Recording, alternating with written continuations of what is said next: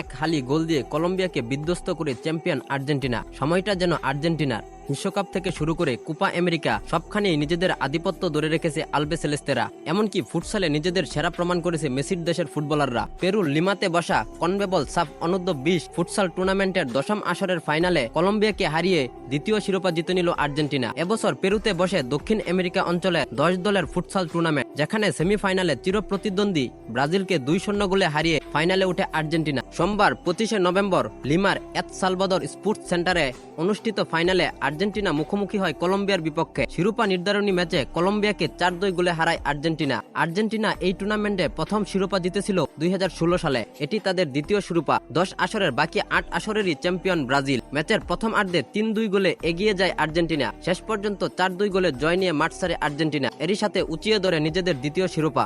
তাছাড়াও ফুটবলের নিত্য নতুন আপডেট সবার আগে পেতে আমাদের এই চ্যানেলটি সাবস্ক্রাইব বা ফলো দিয়ে পাশে থাকবেন। আর আগেই সাবস্ক্রাইব বা ফলো করে থাকলে আপনাকে অসংখ্য ধন্যবাদ।